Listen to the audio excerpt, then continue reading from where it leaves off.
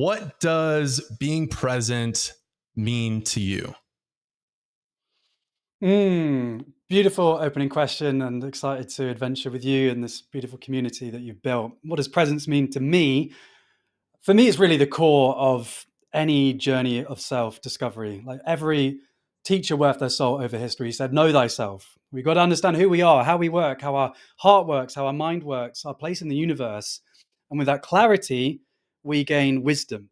So, wisdom for me is the ability to navigate life with skill, which comes from clarity.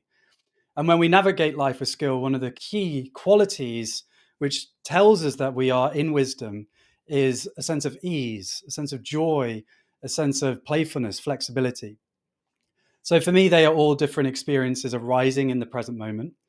And we can talk about a quality of presence.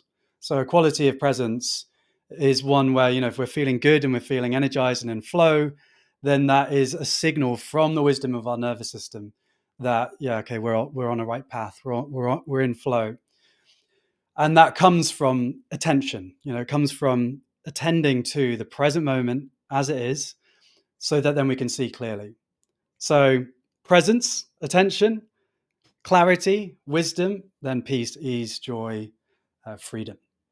That's awesome. How do you distinguish between authentic presence and the mind's simulation or attempts to observe presence?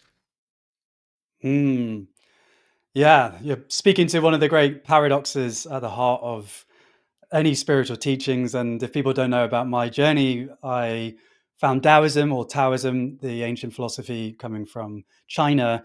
The yin yang is probably the most famous symbol around the world and comes from Taoism. And for the Taoists, they, really are, the word Tao means the way, literally translates as the way or the path. And it can refer to the way of nature, the great mystery that we are a part of, or it can refer to something really, really small, like the way of knitting, or the way of baseball, or the way of George, or the way of Alexander, or any of, we all have our own unique way, our unique Tao. So, really, when we understand our Tao, our way, we are tapping into that authenticity. Now, part of that authenticity is this beautiful brain that thinks, wow, like this gift of being a human being is to think. And sometimes in the meditative path, people may get a misconception that, the brain's the enemy, thinking's the enemy. We've got to free ourselves from that. And that's certainly how I started. I started my journey confused and anxious at finishing education, not knowing who I was, not knowing what I was doing with my life. And I wanted to find peace in my mind. I wanted to switch this voice in my head off. My inner critic I personified as a troubled wizard called the Underminer. I was like, yeah, George, still single, not many friends. Oh, and now you're anxious. You're pathetic. Look how much you've been given compared to people who are suffering. You are weak. So that would be my voice. That would be my headspace. And I just wanted to switch it off. I went to China, tried to get into a monastery, and that's a whole another story. And then I failed to get into the monastery and was taken to what I thought was a Kung Fu school, turned out to be a Tai Chi school. In my ignorance at the time, I thought, Tai Chi isn't that for older people, but I tried it and fell in love with it. And Tai Chi is a beautiful, moving meditation. And what I found through the process of learning meditation is that so long as I'm searching for peace, so long as I'm searching to switch off my mind and to find myself like separate from my thinking, then I've set up myself for conflict. And if I'm searching for peace, I've defined myself as someone at war with themselves. So it's only when I begin to let go of that intention that then I can relax into this presence that we've already talked about. So for me, I have an active mind. I feel like I'm indicative of this generation, and really not just this generation, but being a human being. And so the beautiful space that we can get to in meditation, and that has changed my life so much, is to not switch off thinking. The heart beats, the brain thinks. That's what it does. But what has changed is that I can hold it in spaciousness. And so coming back to this word authenticity, is that it's discernment. It's discernment. What thoughts are just bullshit arising in consciousness? Excuse my French. and what thoughts are really speaking to something true. Then your inner wisdom can help you discern. Interesting. So there's a different quality of thoughts. There's for you, the wizard that's cranky and highly judgmental. I've called my version of that the store clerk that likes to chatter. Okay, nice. Yes, and very, very well familiar. And you have these more deeper, profound thoughts. So there's this gradient scale of whose thoughts and what's the essence. And then you mentioned spaciousness. How do you describe when you meditate? What happens, or are there transitions from when you start to a middle point, and to what depths have you experienced, and how does that feel? Beautiful question. I think the first wow moment of awakening was with meditating on the mountain with Master Gu, and really having never done meditation before, and having that profound realization is wait a sec, a thought is just an energy arising in my awareness. I am not my thoughts. Not every thought I have needs to be true.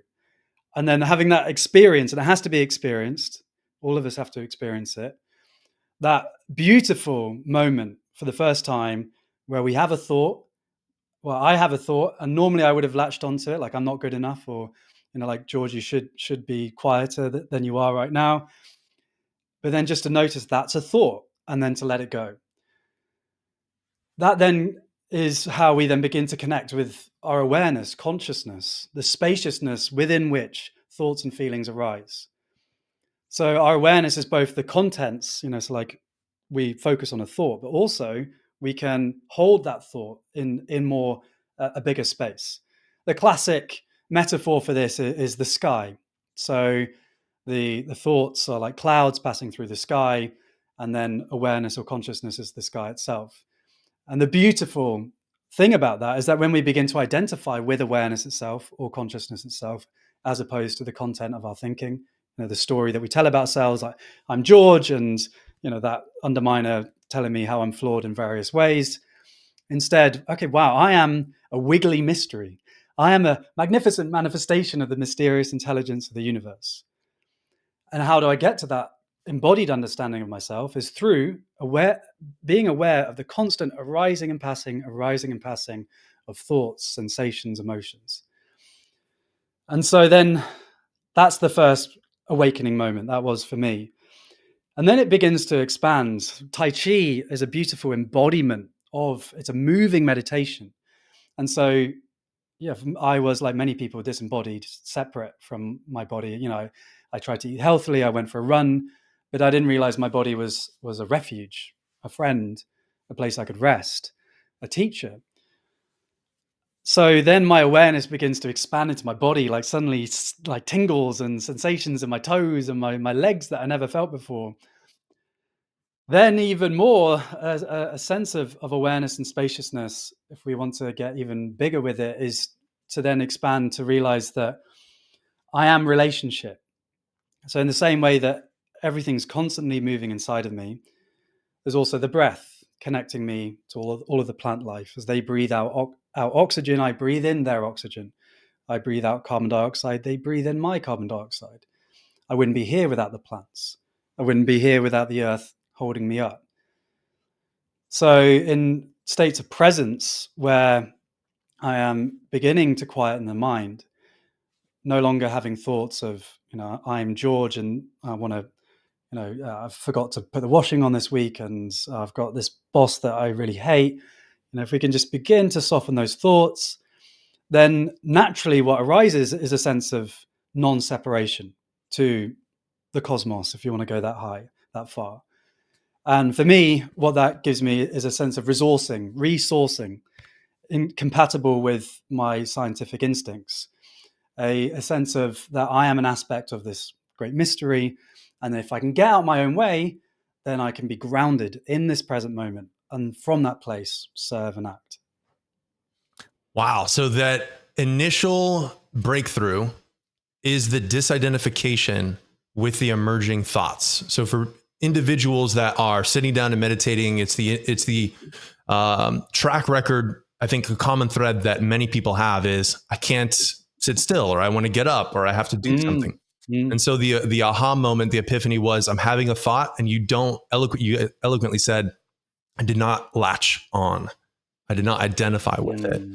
And then through that disidentification, that space, that observing, what was simply your identity, or what was simply the identity, I am thoughts, I'm a constant stream of ongoing directionness. Where is my attention getting pulled?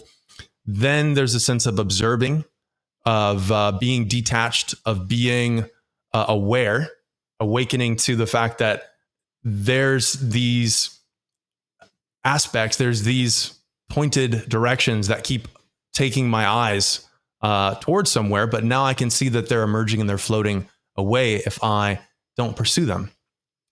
When you get deeper, what happens in the deeper context when you enter into this piece? Is there anything more that you've discovered when the flow of thoughts subsides? An important part of my journey has been Vipassana, which are 10-day silent meditation retreats for people that don't know. And the story that's told with Vipassana is that there's a direct transmission from the Buddha's teachings. And these teachings were kept in their pristine purity without making Buddha, a religious figure to pray to, but instead seeing the Buddha as a teacher. And really, the Buddha, in my view, was a scientist of the mind, and his laboratory was his own mind. And he came up with really powerful insights as to how our consciousness works, that despite the world being so different, thousands of years later, it still lands, still really transformational. And Vipassana centers are held all around the world. And I really invite our listeners, if they haven't tried to do so already, to go and visit one. You're a monk for 10 days, no reading, no writing, no phones, no eye contact, 2 simple meals a day, and meditating for 10 hours a day from 4:30 a.m. to 9 p.m. It's a challenge. Certainly some of the hardest things I've done.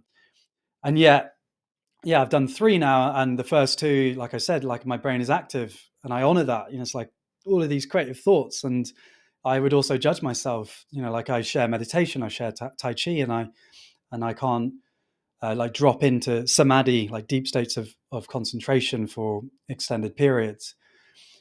And one thing, before sharing what I experienced in my latest one, like I think the medicine for me in that was actually compassion. That's the real thing that I'm deeply passionate about, and I share in my work is to meet ourselves where we are. It's beautiful if these deep states of concentration arise from our practice, but the minute we start, it's like meditation is the practice of awareness and equanimity, so awareness and compassion. And so if we beat ourselves up about not doing our compassion practice very well, we're missing the point, right? So I really just invite it's beautiful, this intention to grow, amazing. And there's so much depth that can come from that. But what's been really supportive on my journey, and I think one of the main things that I hope that I can be of service to the people that, watch my films or come to my classes and retreats is, hey, let's meet ourselves where we are. Like, how does a tree grow? It doesn't look at the mighty oak, a little sapling, like, oh, I'm such a bad tree. That oak's so much bigger than me. Like, what have I done wrong? Blaming mum and dad. It's like this tree, this little sapling is perfect in its stage of its development. One day it will be its own oak in a different form. But can we trust that journey? And then, the concentration does happen. That's the other really empowering thing, is that, there were parts of me that said, well, my brain's too active. Like, I can't get into the deep states of samadhi. But if we continually come back to our anchor, so maybe focusing on the breath or scanning the body, is that the brain and the incessant thinking can begin to soften. And so, in those deep states of presence, there is, just an amazing, for me, like an electric field of charged energy. No I, no me. There's no identification with it. And to really, the subtlety that can be realized as we drop deeper into concentration of all of this magic, 36 trillion cells, all with the subtlest vibrations that then we can, through our practice, become more sensitive to the reality of who we are, that we are this, anicca is the word that the Buddha used, this constant array of passing and arising sensation, and we are the emergent property of all of this movement. So as we're finding more presence and we're activating this, as you've done in your life, how do you balance striving to have the results that you desire, to win, to succeed, to perform at your best in sports or social scenarios, in negotiation and business? How do you balance that desire to win and succeed with the kind of letting go or the presence that you have connected to in your meditation? One of my affirmations that I say each morning as part of my practice, MMA, it's not mixed martial arts, but move, meditate, affirm. So movement, meditation, these grounding practices to help us find clarity and wisdom. Affirmations is the technology to work with our storytelling. The story of who we are is built up of thoughts that then build into beliefs and then built into stories. So if we can work at the level of the thought, then that's how we can begin to reprogram, to restory who we are and what we think we are capable of. So one of my affirmations that I say in the morning is that I take big action, but I never rush. And I lead a 15-person team called Balance as Possible. We're on a mission to create films, communities, transformative education to help people and planet live in balance. I'm a filmmaker, and I work many hours passionately in service to contributing to a more awesome planet. And so, coming from Taoist philosophy, there's this concept of Wu Wei that your audience may know. Wu Wei translates as non-action. And it's a beautiful philosophy. It points to this energy of flow, that actually we don't need to try so hard. And even that word strive, even that word win, like these are words that the energy of Wu Wei would invite us to question, because striving, it implies an effort that is above and beyond. It's like I'm striving to win. The Wu Wei energy invites us to move from the present moment. We can still have a direction, like, I have a vision, but I'm not rushing to get there. I can still take big action, but I don't rush. And so I think that quality of presence is really a beautiful way to then lead a transformational life, and to inspire the people that we want to in our life. But the energy is different. So the misconception with Taoism is that Wu Wei means doing nothing. Literally translates as doing nothing. So people think it's just like a lazy philosophy. But what it's inviting us is to not take any more energy than we need to in order to live a life of nourishment, of wisdom, and of joy and authentic ease. And so, when we come back into what's the quality of my presence right now? Like, am I only doing this because of future reward, which is our whole society, right? Like, I work my job in order to get money so I can buy the things so that then I can be, get the house, get the job, and then I can be adored and loved and feel like I'm enough. So how about giving yourself the love and the joy and the now, and really giving yourself the gift of that presence and energy, and then from that place of wholeness, then take the action, not because you're missing anything and not because you're lacking, but from a place of wholeness and joy and play. It's almost like the source of your energy is a different paradigm, rather than feeling like there's a separation between what you are striving for, what you desire. That it's just maintaining, hey, I have a focus and I'm also surrendering at the same time. It's like the surrender experiment. That reminds me of. Surrender quicker, trust deeper. Yeah. And then this goes into flow state and ways to access more resources within yourself. How do you describe your techniques to access flow state, or what what you've learned has helped you develop your ability to enter flow state. Flow state is such a beautiful, creative state of being. And I really would love every human being to be able to experience it more, because this is where really a state of being where we get out our own way and we have a natural creativity, a natural sense of ease and play that can arise if we get our own way. The good news is that it's trainable and there are ideas and tools that can help us access flow. The challenge is that we have a biology that can sometimes get in the way of that, and often we haven't been given the tools to access flow. So for me, the starting point is a physical movement practice. A physical movement practice is one of the best ways to be able to get into flow without there being really lots of high pressure of like social acceptance, like say, writing a poem or writing a song or, any creative expression. There can be some vulnerable parts come up, like, to be seen in this creativity can be quite a lot. So starting small and starting with the body is like, just moving the body and noticing if I'm, going on a run, instead of being in my mind, can I come into my body? And can I repeatedly do that?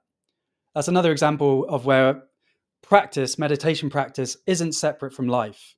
What we're cultivating is a quality of presence. And again, so beautiful that you started this conversation with this idea of presence. We're cultivating a quality of presence. Then why do we sit on the mat? It's not just it can be a beautiful restoring activity, but it's actually really to train our heart and mind to find that quality of compassionate presence in our everyday. So invite that presence into your movement. It used to be that I would I did triathlon and I did a duathlon for the UK and was quick at running and blah blah blah, and I would be like running through the forest, like sprinting past all the trees. And now I will stop and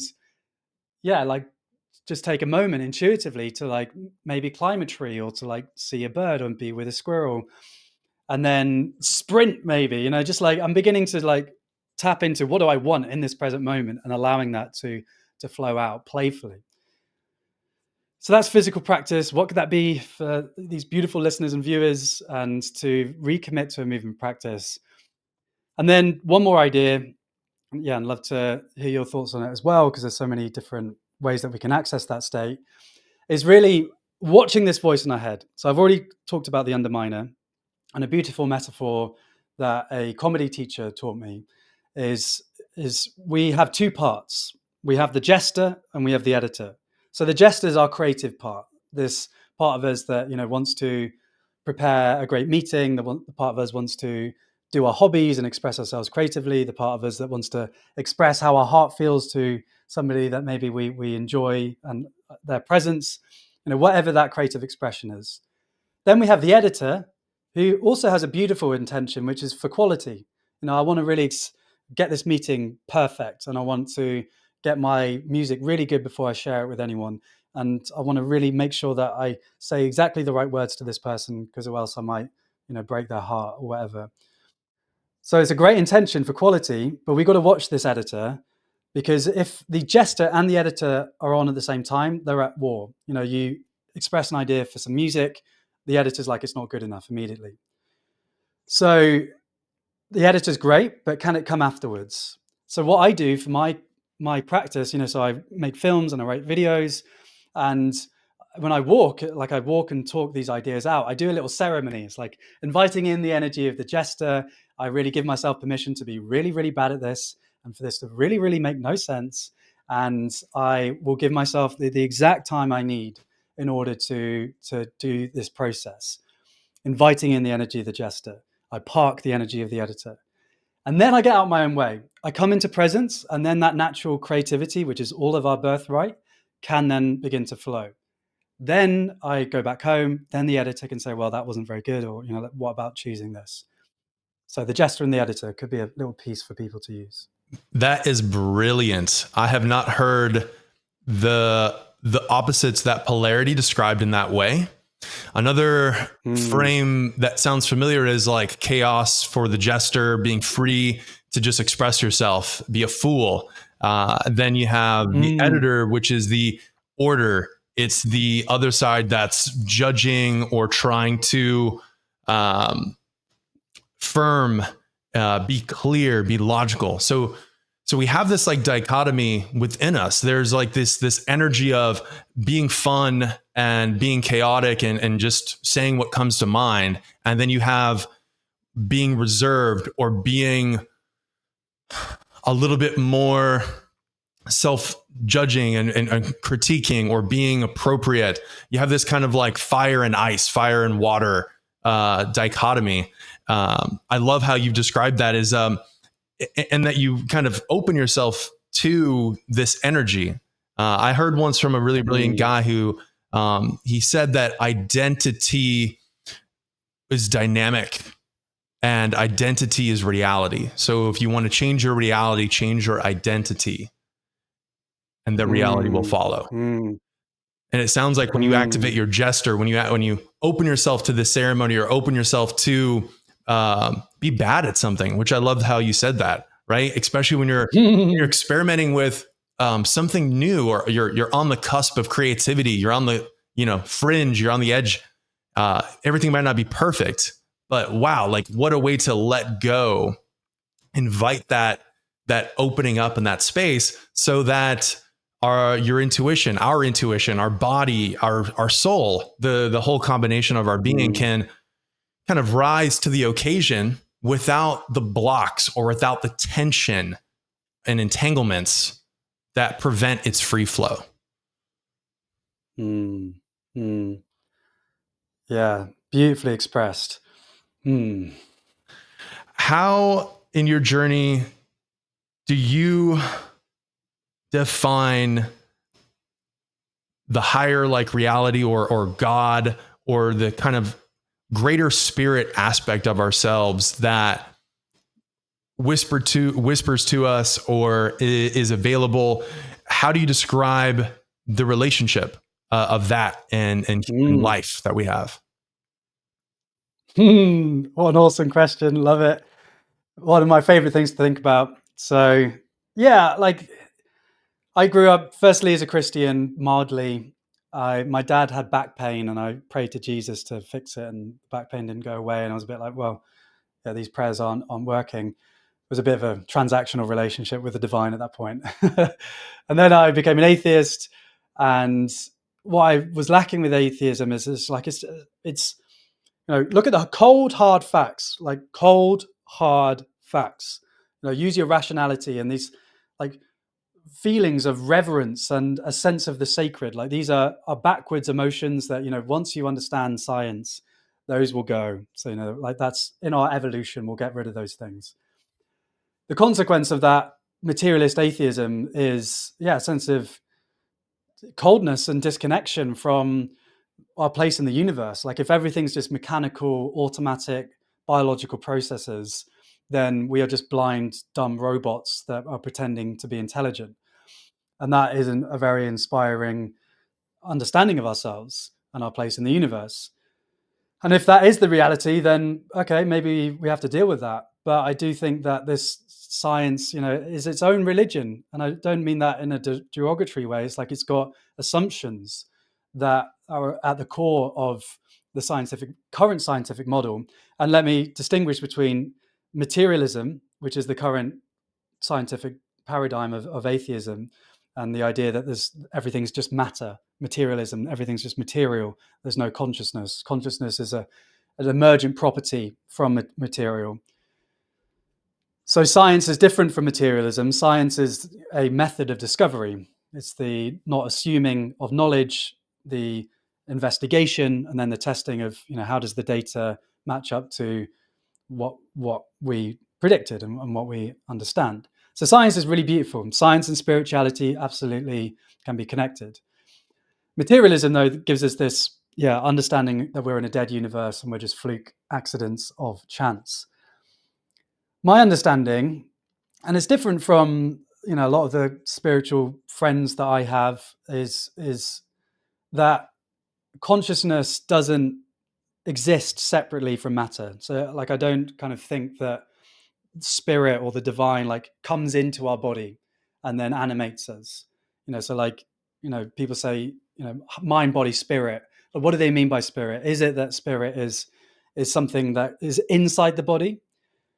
If they do think that, I think differently, and these are mysteries. So just share my perspective. Is I see everything is energy. Everything is energy. Mind and matter are just different aspects of energy, and everything's in patterns, patterned energy. This is actually a really beautiful and simple understanding of the universe that comes from the Neo-Confucians in the 1400s. They talked about Li and Qi. So Qi, people know, energy. Li is pattern. So the universe is patterned energy, Li and Qi. They don't distinguish, like our Western scientific history has, between consciousness and matter. The idea that from Descartes, I think, therefore I am.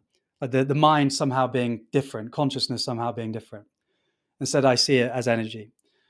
So what does that mean for our relationship with the mystery of life and this energy? Is that then suddenly it begins to, I get to the stage where if consciousness is an aspect of energy, then that means that all the way back through evolution, that this base consciousness has been present, all the way back to even the single atoms, even back then to the emptiness that predated the Big Bang. There's the potential for awareness, potential for matter. That understanding then deeply connects me to the universe. That actually I'm not just a fluke accident, just a dumb biological machine that suddenly has human consciousness, and that is a kind of a unique freak accident in the story of evolution. Like somehow consciousness emerged from unconscious material. It's like the rabbit magician out of the hat trick, like, ta-da, consciousness is here. That seems to me a lot less likely than actually matter and consciousness. They're inseparable. It's a fundamental aspect of the universe. And me, this 36 trillion cell organism, the emergent property of all of this mind, matter, energy, is a consciousness that can think, can speak, and can feel. Wow. So, all right, if the energy's always existed, and when we meditate and we get past our thoughts, there's this luminous experience that we can have. What reasons, or how does this concealed inner nature that we have always, is pervading since the beginning of time, is always available, is our inherentness, yet we are disconnected from? And it's our quest to reintegrate that being or that perspective to access the holy moment, or the stillness that is reality, is across space and time. What do you think the reason is for that separation, or for it to be concealed and below our identification with thoughts?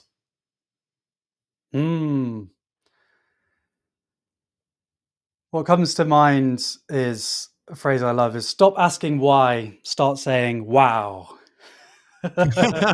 So, like, there's beautiful questions, and like it's a deep mystery. And like, so why is it that this consciousness that, so we share 99% of our DNA with bonobos, 80% with squirrels, 50% with popcorn. So when you're eating popcorn at the cinema, 50% of the DNA that makes up the popcorn, the 50% of the genes that they have, we have as well. So we are deeply connected to all of life, and life has become more complex over millions and millions of years through the process of evolution. So an animal, has an emotion of a desire to play, or to want to be, in connection, cuddling with a family member. That's an intuitive desire to then be in connection. Like a feeling arises in the mind or consciousness of that animal, that animal then responds to that awareness. What they don't have is the cognitive, rational thoughts that then begin to tell stories. So in my film, The Subtle Art of Losing Yourself, I distinguish between two types of consciousness. You have the sensor and the storyteller. So the sensor that we share with the rest of life, so this complex array of sensations and emotions that give us this feeling of being. And then there's what we could call the storyteller, which is our ability, observes all that we are experiencing, and then using images and thoughts begins to tell a story about who we are. Now, an emergent property of that amazing consciousness that has emerged from the history of life on our planet is then an ability to create thoughts of, who am I? And creating stories about me being separate. The monkey, even though it goes to hug its mother, doesn't have the capacity to say, well, I'm separate from the universe and I'm messed up in various ways and I don't deserve love and I'm not good enough. That is a uniquely human gift that then we have to work with. And then this process then of coming home, where we going through the hero's journey of the pain and actually turning towards the pain instead of running away, because the pain's the gateway. We turn towards, we be with, hold in spaciousness, and then as we do that, we begin over time to shed the attachment to this constant arising and passing, and then come back home to that relationship with our source, which is awareness, and to rest in that being. And for me, that awareness is embodied. Like it's not separate from the body, but is the body enables it, and yet isn't separate from the consciousness itself, which we could get into another, like, is that a field of consciousness that helped matter? Like, is consciousness a form of matter and consciousness, what is their relationship? But at minimum, what I feel is true through my own experiences, as I shed, I let go, I come back into presence, and I come home. So as you described, we have that sensor in us and the thoughts. I almost wonder if we're in this universe of thought or of influence of energies. Perhaps it's the human organism, it's our body and our ability to communicate our storytelling with the flexibility of our hands and feet, right? It makes us a little bit more nimble to create tools and be able to express the thoughts that our organism is sensing, right? So it's almost like whales or dolphins or other animals that seem to be conscious, right? That can display play and different attributes that doesn't just seem like it's just an automatic type of process. So maybe it's the brain organism, the construct of our sense of self that can pick up on these universal thoughts and our ability to create tools that then enable the story crafting. Like as you go about and you start building things and you start surrounding yourself with these tools, then you can start working, and humans are able to kind of form alliances, and there we have tribes and different group activities, and you have then joint efforts trying to construct things with our thinking mind. So would you say that the non-materialistic view is like we're living in a mental construct, or that there is a layer of thoughts, a world of thoughts that are happening and that we're perceiving that kind of arise to us because those thoughts seem to just produce by themselves as we sit in meditation. And it's when we detach ourselves from the sea of thoughts or from the sea of potential that we're able to sense the greater paradigm of our sense of being, which is that, which you've eloquently said, like do nothing. It's the way woo. How did you pronounce that? Yeah. Wu wei. Yeah. From the wu wei-ness of kind of feeling the ocean that you're a part of. As we're like a fish underwater, it's like, maybe we're actually a part of this limitless spaciousness. And story crafting and storytelling enables us to really fine tune and string in space and time meaning. How has stories or how have you recalled stories and integrated the stories? How have you taken the power of what stories mean and integrated them into your life? Yeah, beautiful thoughts. For me, thoughts and emotions are messengers of unmet needs or met needs. They're messengers of needs. And so they come from the wisdom of our body. Yeah, this such a complex, incredible system that challenging thoughts and emotions, they make us aware of what is hurting us or what isn't in alignment. And then nourishing thoughts and emotions bring us towards that which is going to nourish us and serve us. And mixed into all of this is a natural creativity. So the birds, just for evolution, like the kind of the Darwinian survival of the fittest, like it doesn't quite honor the exuberance of nature. Like the flowers are way too beautiful. They're more beautiful than they need to. The raspberries are a lot more delicious than they need to be. The young puppies play more than they need to just to like develop fighting skills. The young kittens too. So there's an exuberance to the creativity of nature. And then as our more advanced consciousness and this conceptual consciousness, the ability to think with stories came on, then like that natural creativity and curiosity, that desire to suddenly we could not, and a beautiful example of animal awe and wonder, because like we're asking these questions like who are we, what are we a part of, and like how does it all work? That is also comes from a feeling. Awe and wonder is a feeling.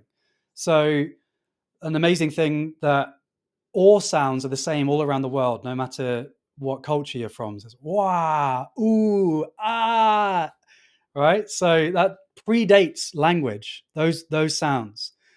And Jane Goodall witnessed something really, really beautiful when she was living with chimpanzees. They went to a waterfall, and as they were looking around this waterfall, they started gyrating and making these like ooh, ooh, ooh, like sounds, like really excited, like looking at this huge like waterfall, so much energy. And what she guessed is that I think they're feeling awe right now. So then the storytelling abilities then comes from this natural curiosity, creativity, a sense of awe and wonder. And then we begin to tell stories with ourselves. And certainly then there's this whole layer of stories that then feed into, and you could say are inseparable from how we perceive reality. Like I am not only just perceiving you, Alexander, like I'm perceiving you with the mask, and I'm projecting like the people that have looked like you in my past, and like other ideas of who you might be, and I tell some stories about who you might be, and they're all assumptions that could help me better understand you, but that's a layer that I've put onto you that isn't actually you. And so then as we would get to know each other, that layer would come closer to the truth, but there always is that storytelling layer on top. That then brings us back to the discernment, is that okay, we to be understanding the reality of our awareness, that we do project and we put stories on top of people and objects, and we need to, it's essential. But then our wisdom journey is to discern like what's really true. Yeah, that's powerful. Wow. So stories, they have a root in this curiosity and awe and wonder. And great stories also have tension. There's kind of like this hero's journey. There's an arc of a challenge and overcoming it. There's also a really interesting quote. I don't remember it perfectly. It's something like a sign of intelligence is to be able to hold two opposing ideas at once. I'd like to ask you in your journey, how has been balancing these opposites, or what opposites have you found that seem to, when held together, produce a desired quality state of mind? The Taoists are really big on paradox. For viewers, and I'll explain to listeners, I'm holding a big yin yang cushion, which is one of my favorite props. And people know the yin yang. Chapter 2, the Tao Te Ching. So the Tao Te Ching is the foundational text of Taoism. And chapter 1 is basically, we're part of a great mystery. We're going to call it the Tao, but that's just a name. It's a mystery. But let's explore together. Let's find out what we can learn about it. Chapter 2 is straight into paradox and duality. So chapter 2, the Tao Te Ching, that's how important the Taoist thinkers thought. Like mystery, straight into paradox. So that chapter 2 says you can't have the easy without the hard. You can't have the high without the low. You can't have the short without the long. You can't have being without non-being. There is an apparent duality and yet paradoxical unity to all things. Apparent duality, paradoxical unity. So I love that you named that quote. Two things can be true at the same time. And that's really for the rational mind. We don't like that. We want to have truth, and we want to find the certainty. And this is the great problem with setting out a clear, rigid morality of what truth is and what right and wrong is. So, thou shalt not kill, or let's say, thou shalt not lie. That's a great maxim to live by. Creating lies in your life, you're going to have this web of lies that you need to hold on to, and you're not being authentic. You're creating a lot of chaos for yourself. Be brave, express your truth, and trust that you expressing your truth is going to lead to more connection instead of disconnection, which is why often we hide our truth. So great, thou shalt not lie. Let's maybe leave it there. But wait a sec. One day you're at your mum's house and somebody knocks on the door. He's got a huge axe, says, "Hello, is your mum in?" And you're like, what are your intentions with my mother? And he says, "Oh yeah, I'm just going to go murder her." Now, what do you do? Like, if it's thou shalt not lie, you say, "Sure, she's upstairs. She's cleaning her teeth. Go ahead." Or if it's, I'm going to lie, is like, "No, she's popped out to the shops and she's never coming back." So, that is what we do intuitively. And Western philosophy has got its knickers in a twist for thousands of years, trying to find like what is an objective set of moral maxims and rules. But that's actually not how life works. Intuitively, we know that sometimes like the truth is really important, but also sometimes we will hide the truth in order to serve, a greater means. So two things can be true at the same time. Lying is bad, lying is good. And that's okay. Another example from the Taoists is the Taoist judge who was he's judging two people, both of them done a robbery, and he gives one person who did the robbery 10 years in jail, and the other person got off with a community service sentence. And somebody went up to the judge and said, "Look, they did exactly the same crime. Why would you give 10 years and then a month of community service?" And the judge said, "Well, the person who got 10 years, they were very rich and they were doing it just to have a kick, and they needed to really actually have some boundaries and some consequences to understand the impact of their actions. Whereas the other person, starving at home, their children pleading for food. And so I have more compassion and understanding of why that person would act that way." Discernment, again, it's like two things can be true at the same time. It's okay to have paradoxes. Can your wisdom guide you? Yeah, discern the inner truth to kind of feel what really deeply is the right action, and by being present and allowing that to arise. So with respect to time, what are some activities that you love to look forward to as you plan your week or on your weekends? I'd love to come back to MMA, move, meditate, affirm. Like, my morning practice is such a nourishing part of my life, and I really invite our beautiful viewers and listeners to really think about how they could commit to a morning practice. Don't make your practice so big that you don't do it. It's one of my mantras. Don't make your practice so big that you don't do it. So it could be 5 breaths, and then moving for 5 breaths, doing some qigong. You can check out my YouTube channel if you want to find some ideas of how to move. Then it could be 5 breaths of stillness, and then 1 sentence. "I'm really, really great." whatever your affirmation is, and then you're off. So that gives me a lot of joy. Then it's like, what joyful gifts can you give yourself? So for me, I love to climb trees. I love to sing. I love to freestyle rap.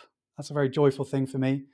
So these are little gifts that I give myself, and I really invite that reflection of like, can I give myself the gift of joy? Because joy is an energy that cultivates. It's not something that you just have joy or don't have joy. You've got to actively choose joy through your week. I love that. And yeah, I believe in a morning practice, especially getting outside and seeing the sun. So important to start your day.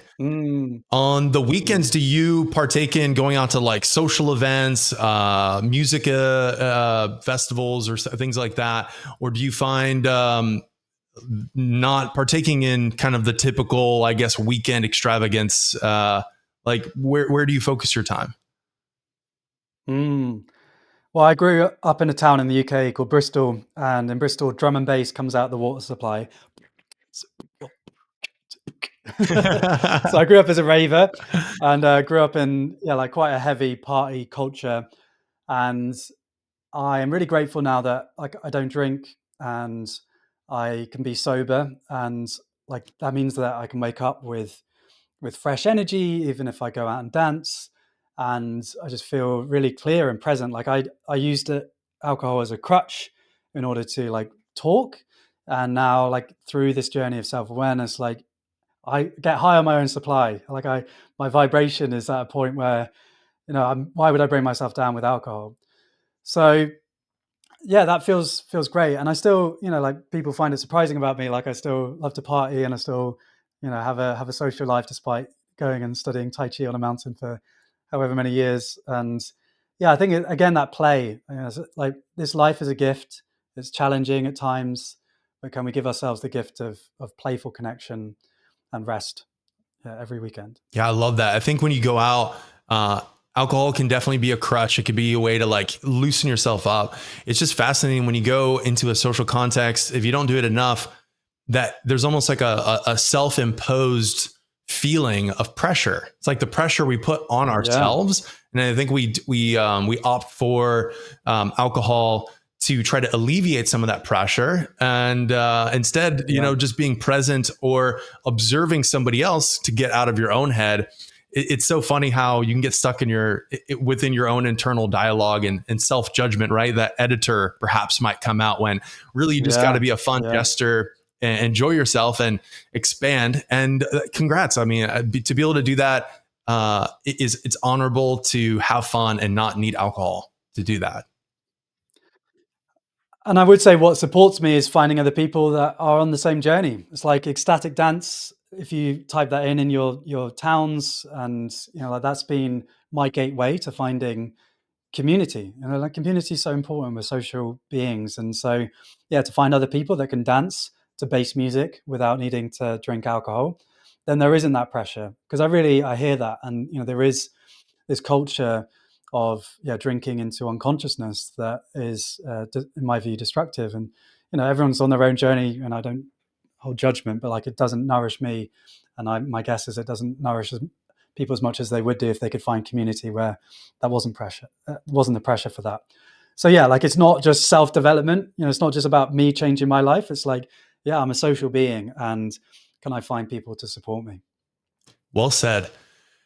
What do you see with the mission that you have at the organization? How do you see the future? What do you look forward to over the next decades? Hmm. Service is really the energy that I, do feel like really in integrity of like what I'm here on this planet to do, like to contribute.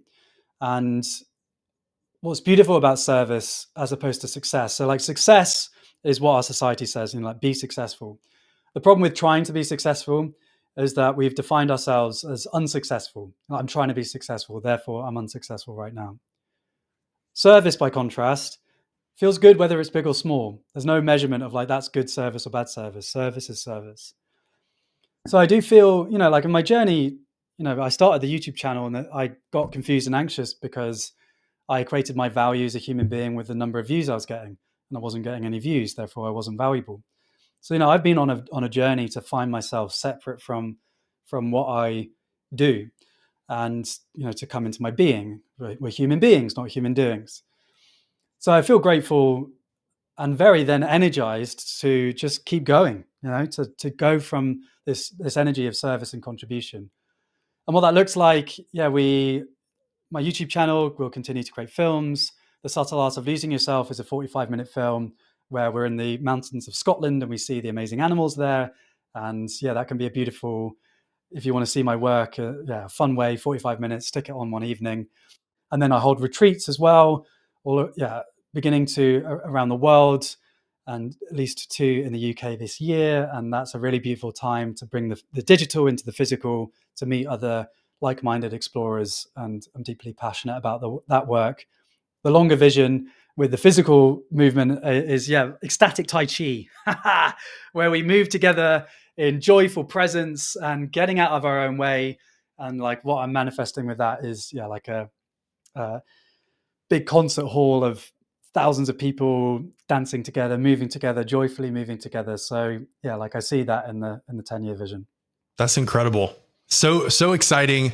I recommend everybody to check out the documentary.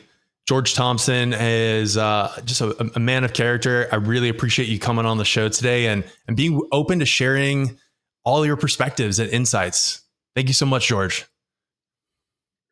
Thank you, Alexander. And just really sense your journey and like beautiful questions and deep questions. And so, really honor you for that depth of exploration and honoring the audience as well. Like if you're still here, like these are questions that excite you too. And so I just say, keep going. Like I see myself as a wayfinder. I'm not even a teacher. Like I'm on my way. You're on your way. This is what has served me. I hope it can serve you. And with that energy, that's then how we can grow together. Yeah. The power in the act of serving. I think very insightful. Thank you for living your path and being here with me today. Thank you, Alexander.